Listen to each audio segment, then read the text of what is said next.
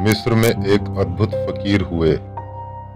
एक युवक आकर फकीर से बोला, मैं भी सत्संग का आकांक्षी हूँ, आपके चरणों में शरण चाहता हूँ। फकीर ने युवक को देखा तो वह युवक ठीक उस करछी की तरह प्रतीत हुआ जो दाल में रहकर भी दाल का स्वाद नहीं ले सकती, बुद्ध के वचन के अनुसार। फकीर ने युवक को एक पत्थर दिया और कहा, सब्जी मंडी में जाकर दुकानदारों से इस पत्थर की कीमत पता करो। वह भागा हुआ गया। उसने सब्जी बेचने वालों से पूछा। कई ने तो कहा, हमें जरूरत ही नहीं है, दाम का क्या सवाल, दाम तो जरूरत से होता है। पर किसी ने कहा, चलो ठीक है, सब्जी तोलने के काम आ जाएगा। किसी ने 2 पैसे लगाए, किसी ने 4 पैसे लगाए।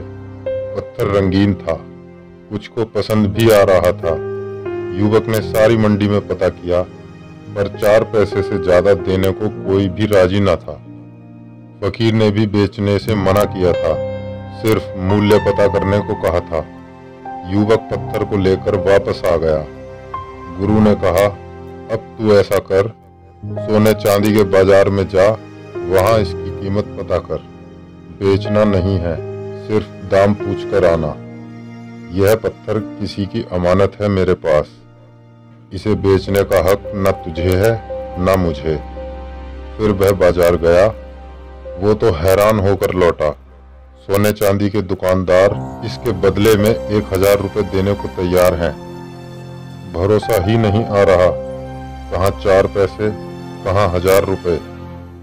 एक बार को लगा बेच ही दे, पर गुरु ने मना किया था। वापस आकर गुरु से कहा, एक आदमी इस पत्थर को 1000 रुपए में खरीदने को तैयार है, आप कहें तो मैं इसे बेच आऊं।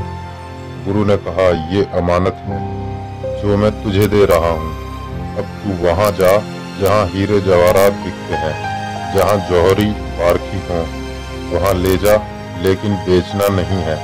चाहे कोई कितनी भी कीमत क्यों न लगा दे, तेरे मन में कितना भी लालच आ जाए, बस मोल भाव करना है, इसकी कीमत पता करनी है, कितने का बिक सकता है। युवक वहां गया तो और भी चकित रह गया। वहां तो लाखों रुपए तक देने को तैयार हैं इस पत्थर के। वह तो पागल ही हो गया। उसे लगा, मैं कहीं सपना तो नहीं देख रहा, कहाँ 2 पैसे, 4 पैसे, कहाँ 1000 रुपए और कहाँ लाखों। इस बार उससे नहीं रहा जा रहा था। लग रहा था कि इससे सुनहरा मौका फिर नहीं आएगा। जल्द ही लौटकर गुरु के पास आया। गुरु ने उसका चेहरा देखते ही पत्थर मांगा। युवक ने पत्थर दिया। गुरु ने कहा कि कुछ समझा इस पत्थर की कीमत से, अब अपनी ओर देख। सत्य का तू आकांक्षी है, इतने से ही सत्य नहीं मिलता। पारखी भी है या नहीं? अगर नहीं है, तुझे हम सत्य देंगे और तू 2 पैसे दाम बताएगा, शायद 2 पैसे का भी नहीं समझेगा। पारखी होना जरूरी है, पहले पारखी होकर आ। सत्य तो है, हम देने को भी तैयार हैं, लेकिन सिर्फ इतना कह देने से कि तू आकांक्षी है, इतना काफी नहीं है, क्योंकि मैं देखता हूँ तुझ में भारी अकड़ है। पैर तो तूने झुककर छुए हैं, शरीर तो झुका, तू नहीं झुका।